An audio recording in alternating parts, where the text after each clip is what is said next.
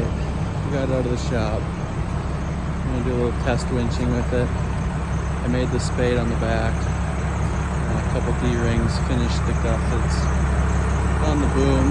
I don't have anything super heavy to pull against. I drug a little bit before it stopped, but that's about 36,000 pounds, and it's got the winching brake on, so all the brakes are stopped.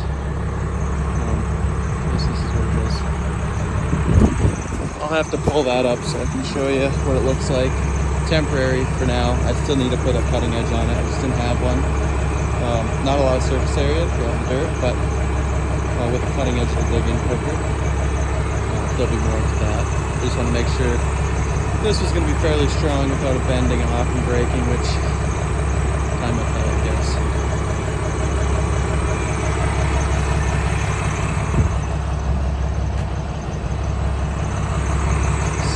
Put a little winch to it, see how it works.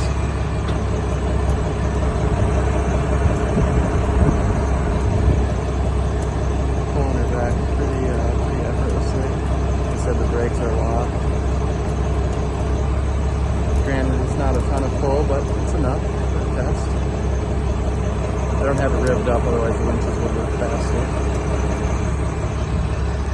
I'll show you here. We're having some soft ground in the driveway, and it's definitely pulling it back.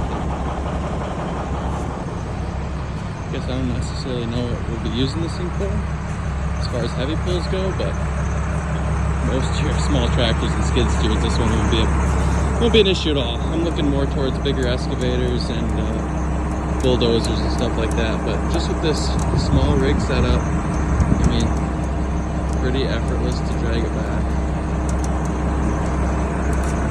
Yeah, obviously I finished the pin bosses and get them bolted in. I'm just kind of sitting in there right now.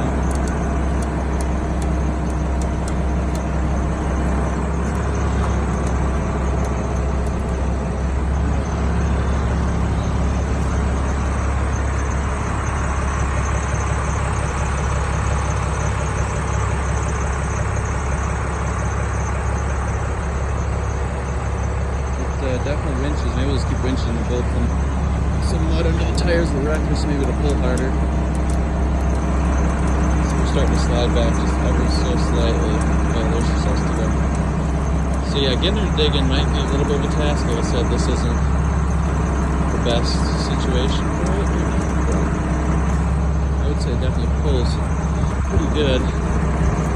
Oh, and I don't have a locking valve on the cylinder, so like technically you should be able to boom down and it should stay like when you do that, but it releases, and that's because I don't have a locking valve on the main boom cylinder yet.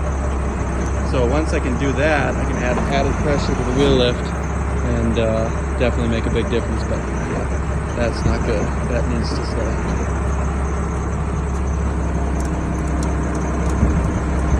So we're starting to move now. Slide it.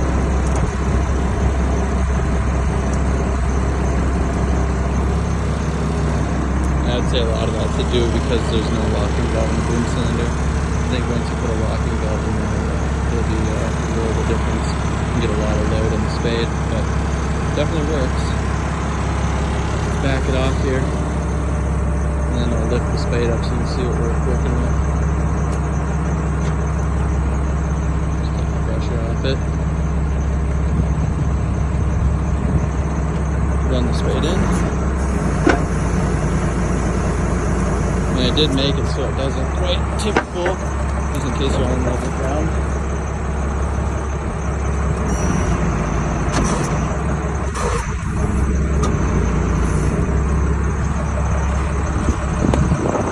Kind of what we got going on here. I left that edge there so you don't have too much to it.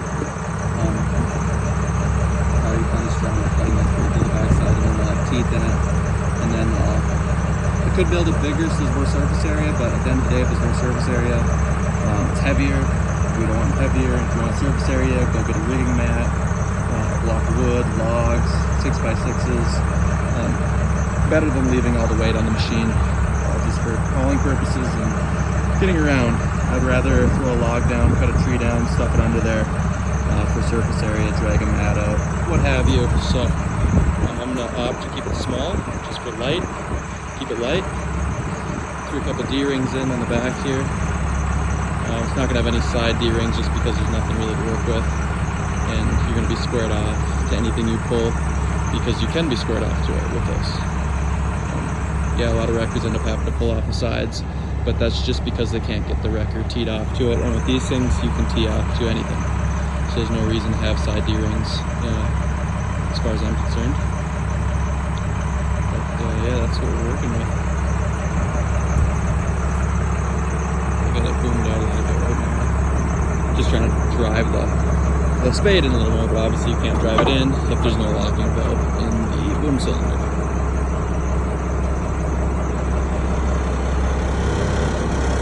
Obviously, there's no park brake on it yet, so you can't really winch without the spade. It'll just pull you back into it.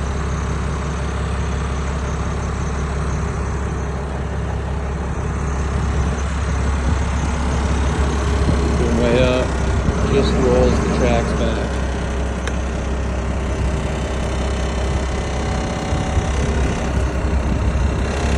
Visual of it boomed up. Not that you'd probably ever be like that. There's a visual, so you can kind of see what you got going on.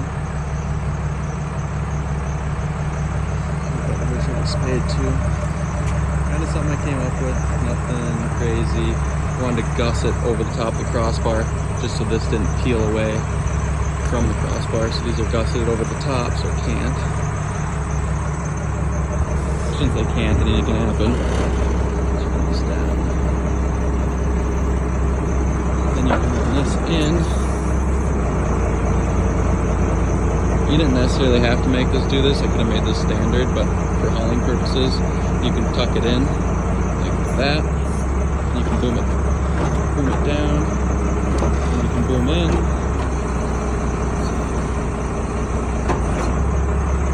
Now it's quite a bit more compact. Not necessary, but makes it look cooler in my eyes. So nothing's hanging way out the back. It's pretty flush.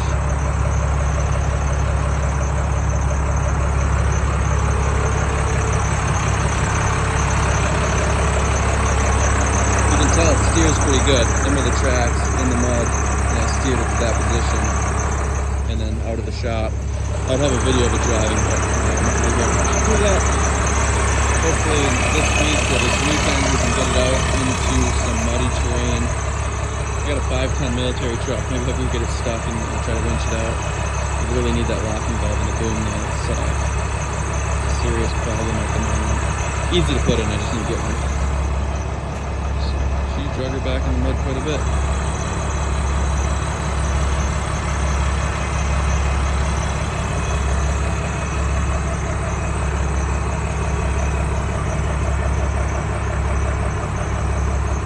Videos coming soon, hopefully over the weekend maybe. Depends how busy actual work is, and lately it's been pretty busy, so might not get it, but you know.